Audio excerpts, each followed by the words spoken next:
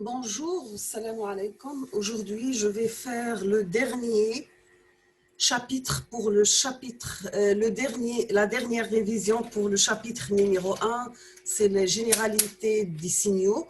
Donc aujourd'hui, on va voir l'objectif de notre cours, c'est savoir analyser et modéliser les principaux signaux, acquérir les notions de base du traitement de signal et du process aléatoire, apprendre et avoir les différentes approches, soit fréquentielles et temporelles, et savoir pourquoi on fait quoi. Donc, chapitre 1, toujours avec les généralités sur les signaux. On va commencer par les généralités. Deuxièmement, classification des signaux. Troisièmement, des signaux particuliers. Donc, toujours généralité, on va définir c'est quoi un signal, c'est quoi un système, c'est quoi la théorie du signal et c'est quoi le traitement du signal. Donc, pour généralité, c'est quoi un signal? La première définition, signal, c'est une entité, entre parenthèses, on peut avoir soit courant électrique, onde acoustique, onde lumineuse ou bien suite de nombres, engendrée par un phénomène physique et véhiculant une information, par exemple la musique, la parole, son, image et la température. Définition numéro 2, c'est signal, c'est une fonction d'une ou de plusieurs variables indépendantes. C'est-à-dire on peut avoir f de x, ou bien f de xy, ou bien f de xyz. En général, il s'agit d'une fonction dont une des variables est de nature temporelle. Donc, exemple, les signaux, on trouve la pression acoustique, courant, tension électrique, un champ électromagnétique, une activité bioélectrique, etc., etc. Donc, toujours généralité, on va définir c'est quoi la théorie du signal. Donc, c'est la théorie sur laquelle repose le traitement du signal. C'est quoi le traitement du signal?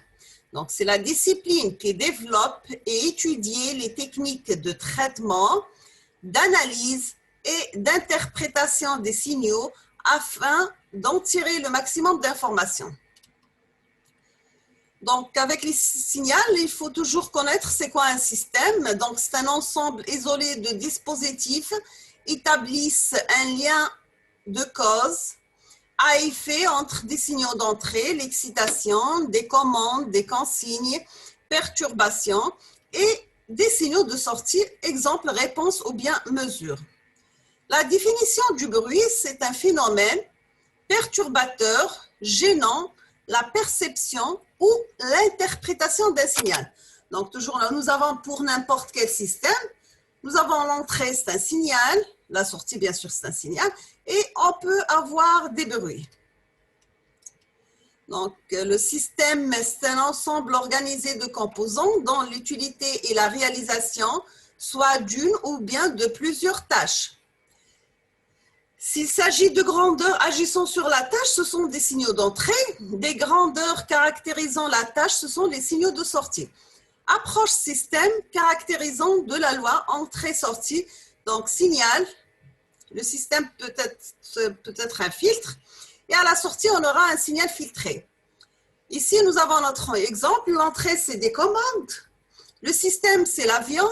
Et le signal de sortie, ce sont des positions ou bien la vitesse.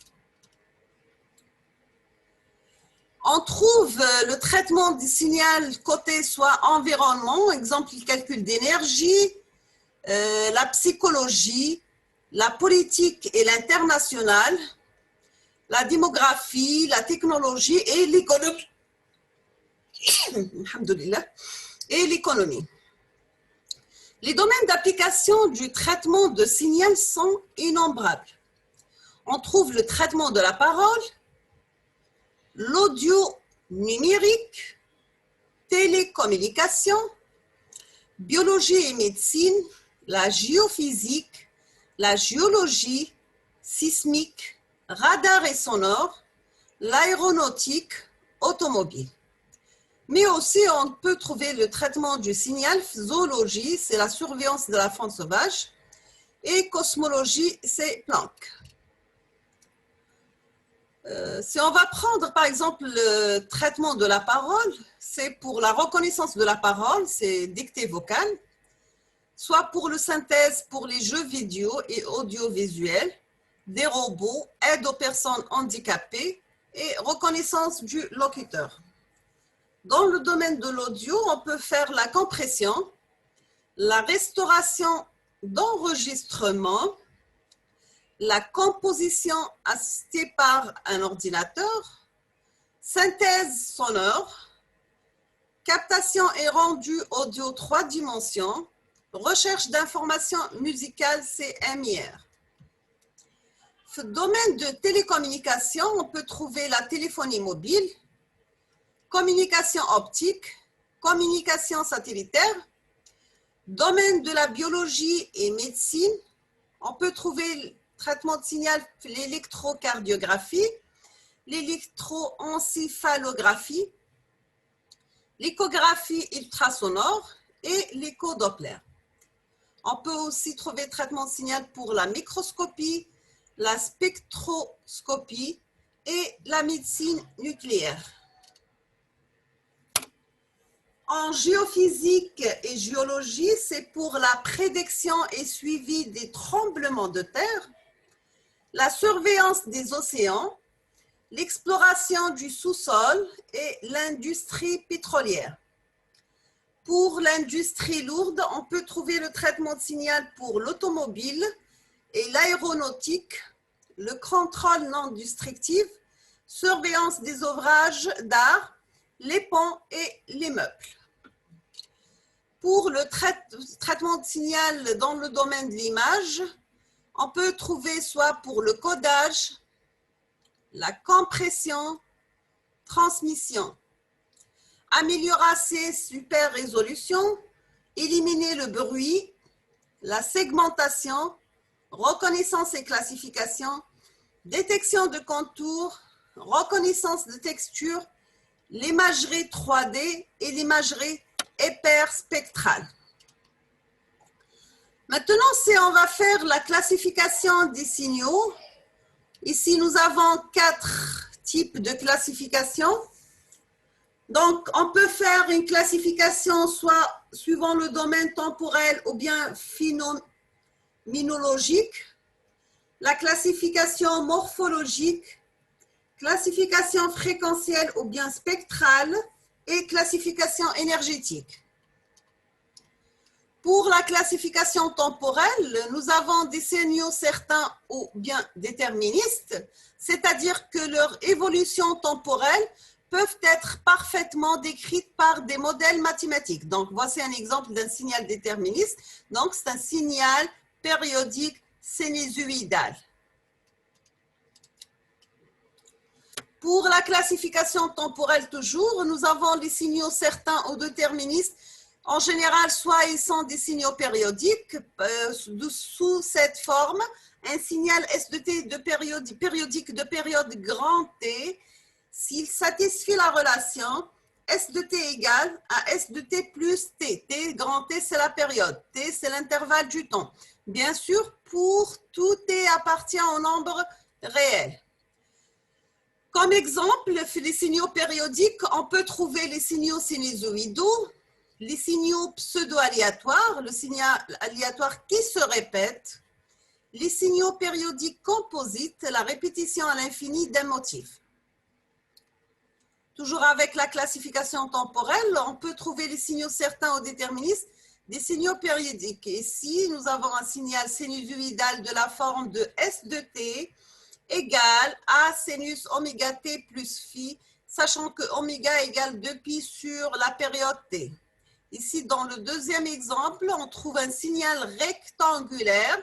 S de T égale la somme de K varie de moins l'infini à plus l'infini de Sn T moins K grand T avec K appartient au nombre naturel et S N de T, c'est un signal porte ou impulsion rectangulaire. Donc, on a dit classification temporelle, on a vu les signaux périodiques. Maintenant, on va voir les signaux non périodiques. Donc, les signaux non périodiques, ce sont les signaux qui ne satisfaisent pas la relation précédente. Donc, on trouve les signaux quasi-périodiques qui résultent de la somme de signaux sinusoïdaux, les signaux transitoires qui ont une existence éphémère et qui sont observés sur une durée finie. Ce sont des signaux de durée limitée ou à support borné. Toujours avec les signaux non périodiques, exemple ici, nous avons une impulsion rectangulaire et ici, nous avons un signal transitoire.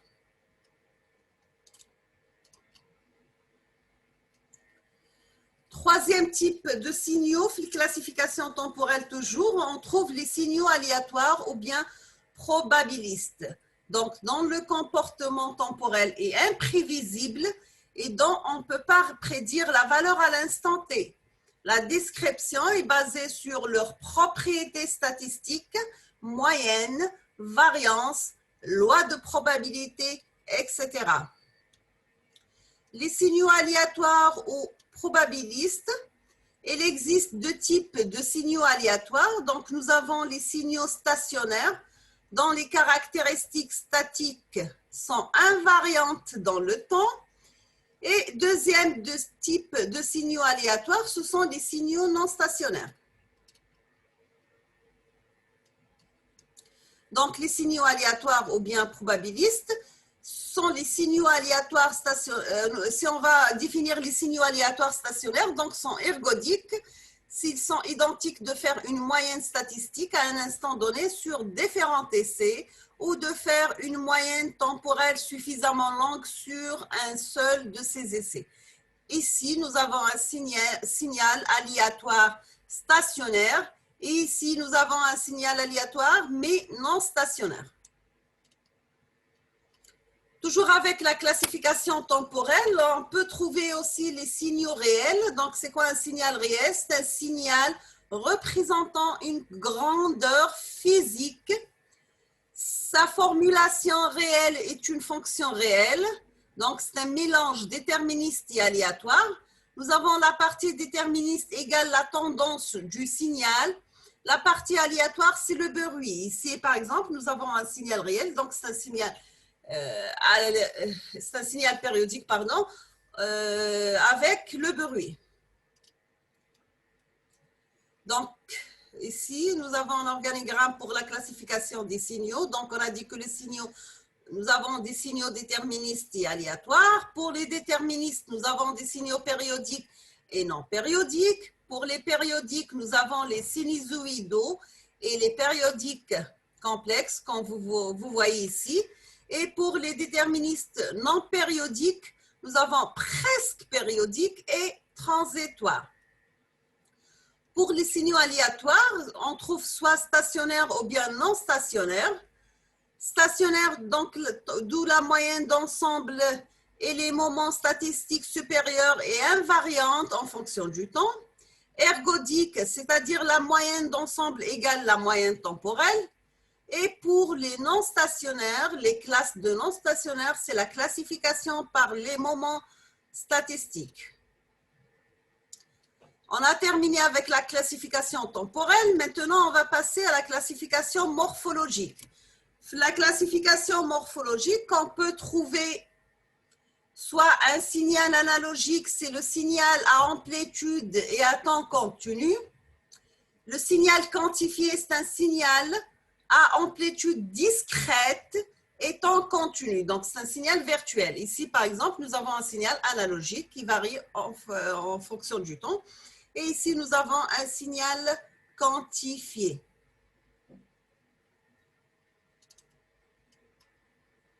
Toujours avec la classification morphologique, on peut trouver signal discret. Donc, c'est un signal à amplitude continue et à temps discret. Les valeurs du signal sont disponibles uniquement à certains instants. Et nous avons le signal numérique ou bien végétal. C'est un signal à amplitude et à temps discret. C'est un signal échantillonné dont les valeurs sont codées. Donc, la première figure, on trouve un signal échantillonné. La deuxième, on va trouver le signal numérique. Donc, pour la classification morphologique. Pour l'amplitude, on peut trouver soit discret ou bien continu. Mais le passage, mais continu, discret, on doit faire une quantification. Discret, nous avons numérique et échantillonné. Donc, discret, c'est numérique. Continu, discret, c'est quantifié. Échantillonné et analogique. Et nous avons le passage, mais continu, les discrets par un échantillonnage.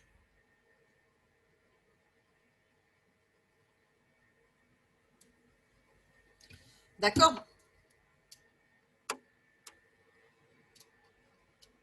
Maintenant, on va passer la classification énergétique. Donc, nous avons l'énergie du signal. C'est une caractéristique liée à la quantité de l'information représentée. Elle se mesure en joules.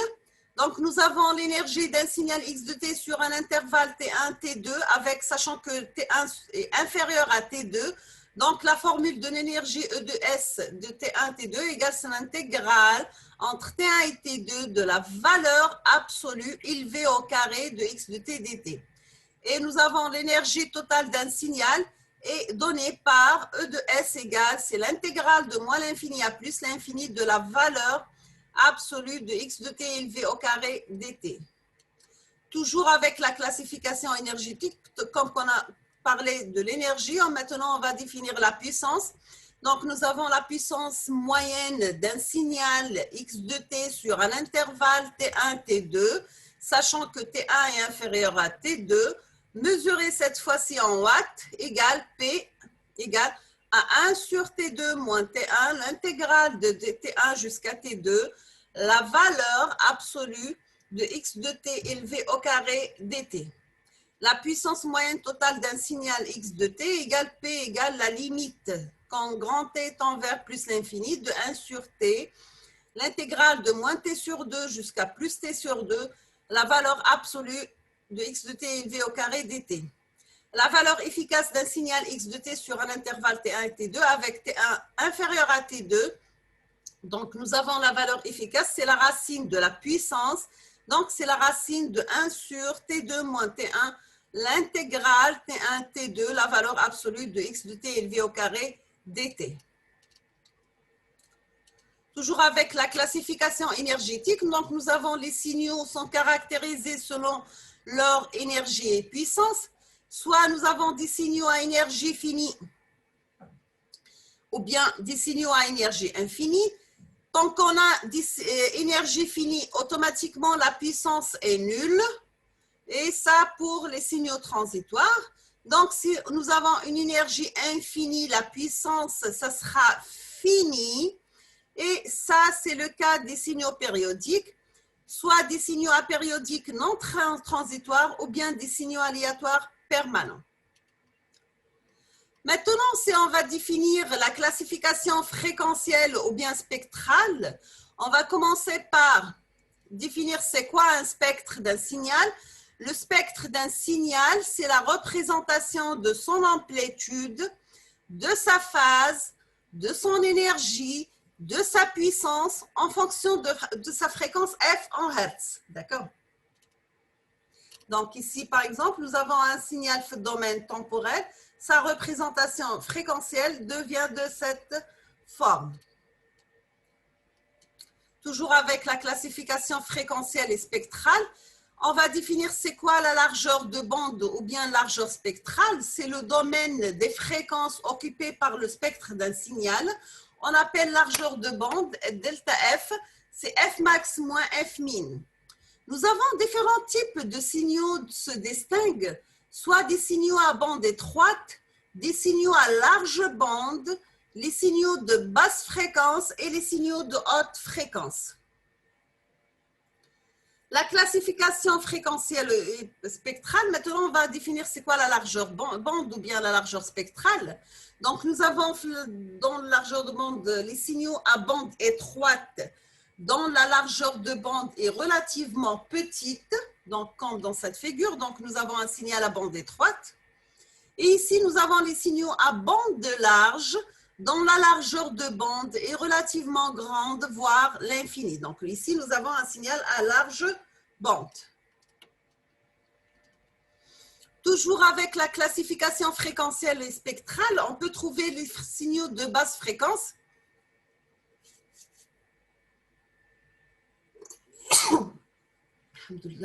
Donc, les signaux basse fréquence, BF, dans la largeur de bande, ils sont centrés sur des fréquences relativement faibles. Donc, ici, nous avons un exemple d'un signal basse fréquence. Et pour les signaux de haute fréquence HF, nous avons dans la largeur de bande centrée sur des fréquences relativement importantes. Maintenant, on va passer pour faire un petit rappel sur la causalité. On va définir c'est quoi un signal causal. Donc, un signal causal, c'est un signal S de T causal, c'est les nuls pour toute valeur négative de T. Exemple, ici, nous avons un signal X de T complet. Ici, nous avons la partie causale de X de T, c'est-à-dire la partie positive. Ici, nous avons la partie anticausale de X de T. On va définir c'est quoi un signal pair. Donc, un signal pair, c'est un signal réel et pair pour toute valeur de T appartient au nombre réel. On a f de moins t égale à plus f de t. Il présente une symétrie horizontale par rapport à l'axe des ordonnées. Donc ici, nous avons une fonction paire. Un signal impair, c'est un signal réel et impair si pour toute t appartient au nombre réel, nous avons f de moins t égale à moins f de t, ou bien f de t est égal à moins f de moins t. Elle présente une symétrie par rapport à l'origine. Donc ici, c'est un signal impair. Donc, vous voyez la différence entre les deux. Donc, ça, c'est un signal pair et ça, c'est un signal impair ou bien une fonction impair. Donc, on va définir c'est quoi la symétrie hermitienne. Donc, une fonction f de t complexe présente une symétrie hermitienne. Si pour tout t appartient au nombre réel, nous avons f de t est égal à f bar de moins t. Sachant que f bar de t, c'est le complexe conjugué de f de t. Sa partie réelle est paire et sa partie imaginaire est impaire. Le décalage ou bien la translation verticale, un décalage est la transformation qui est fait correspondre à toute fonction f de t, la fonction g de t telle que g de t égale à f de t plus a appartient au nombre réel. Donc, nous avons deux fonctions et à la fin, on aura la fonction décalée. Donc, nous avons la fonction de cette fonction d'origine et ça, en pointillé, c'est la fonction décalée. La fonction retardée maintenant, c'est la translation horizontale, comme on va voir sur la figure. Donc, la fonction j de t et la fonction f de t retardée de t0, sachant que t0 doit être positif, c'est pour tout t appartient au nombre réel. Nous avons j de t, c'est f de t moins t0. Nous avons deux cas, si t0 est inférieur à 0, donc on aura j de t, c'est f de t plus ft0, et j de t en avant sur f de t, et si t0 supérieur à 0, donc j de t soit en retard sur f de t. Donc, voici un exemple d'une fonction retardée. Si elle est dans cette partie, ça doit être en avance. Maintenant, on va voir le changement d'échelle, c'est pour la dilatation ou bien la compression. Un changement d'échelle, c'est la transformation qui fait correspondre à toute fonction f de t, la fonction g de t telle que g de t est égal à f de at, sachant que, ou bien g de t est égal à f de t sur a, soit donc on aura une multiplication par le nombre a qui est nombre réel et positif, ou bien division, donc soit on va multiplier par a, ou bien on va diviser par a. Ici, c'est une fonction dilatée. Et ça, donc on va voir en pointillé, c'est la fonction dilatée, elle doit être plus grande que la fonction d'origine. Ici, c'est la fonction compressée, donc elle est moins que la fonction d'origine. Pour le changement d'échelle, nous avons la dilatation et la compression, donc nous avons c'est j de t est égal à fat et a négative, donc ou bien c'est j de t est égal à f de t sur a et a positif, c'est une dilatation. Et si nous avons G de T qui est égal à F de AT et A positif, si G de T égale FTA et A négatif, c'est une compression. Maintenant, on va voir les signaux particuliers. Donc, on va réviser l'impulsion de Dirac. L'impulsion de Dirac est notée sigma de T. Il se définit comme la distribution qui fait correspondre à toute fonction f de t continue à l'origine, sa valeur à l'origine. Plus particulièrement, nous avons f de t égale à 1 et f de 0 égale à 1. Et l'intégrale de moins l'infini à plus l'infini de Dirac de t dt égale à 1. Donc, l'aire de Dirac de t est toujours égale à l'unité. Donc, Dirac de t est égal à 1 pour t égale à t0, égal à 0 pour t différent de t0. Donc, ici, voici un exemple de pic de Dirac. Toujours avec les signaux particuliers, on va voir maintenant la définition à l'échelon unitaire. Donc, l'échelon de Hifshide est noté sigma t se définit comme la primitive de l'impulsion de Dirac. Donc, c'est l'intégrale de moins l'infini à t de Dirac de u du. Donc, qui est égal à 1, c'est t négative, égal à 1, 0, c'est pour t négative, égal à 1, c'est t supérieur ou égal à 0. Donc, voici la figure ou le schéma à l'échelon unitaire. La rampe unitaire, notée R de t, se définit comme la primitive de l'échelon unitaire. Donc, R de t, c'est t par U de t. Donc, est égal à 0 pour t inférieur ou égal à 0 et égal à t pour t positif. Donc, ça, c'est la rampe unitaire. Maintenant, on va voir l'impulsion au signal rectangulaire, ou bien on l'appelle aussi, c'est le signal porte. Donc, le signal rectangulaire noté rect de t, ou bien on peut le mettre sous cette forme de porte de t, est défini par rect de t, c'est rect de t plus 1,5 moins l'échelon de t moins 1,5 est égal à 1, c'est t en valeur absolue inférieure à 1,5 égal à 0 pour la valeur absolue de t supérieure à 1,5. Sa surface est égale à l'unité.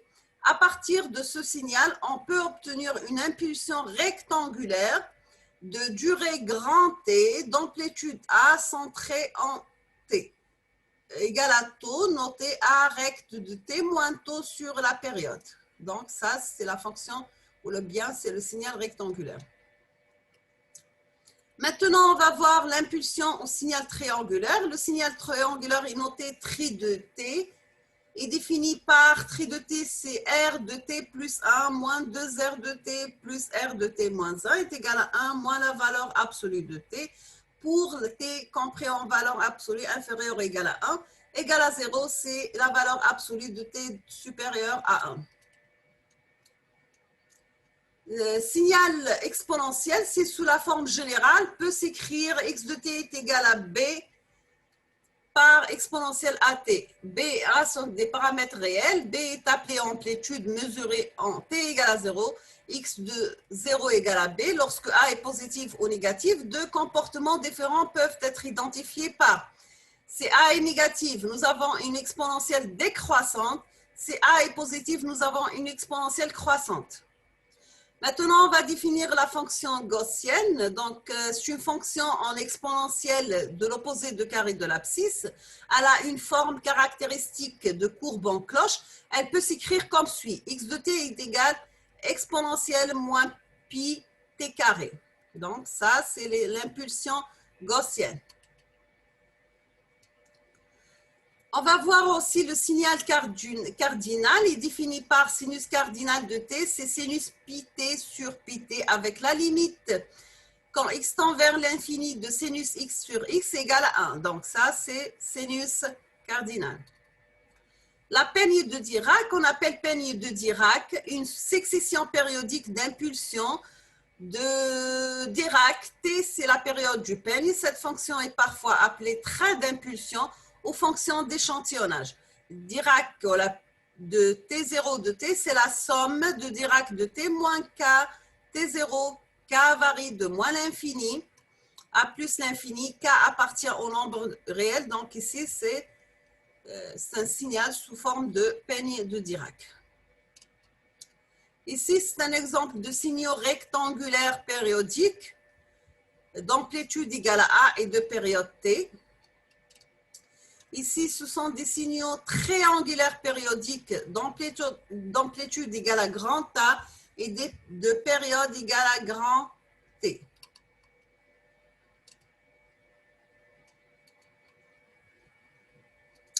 Donc, je vous demande de répondre à ce mini-test. Donc, on va commencer par la question numéro 1.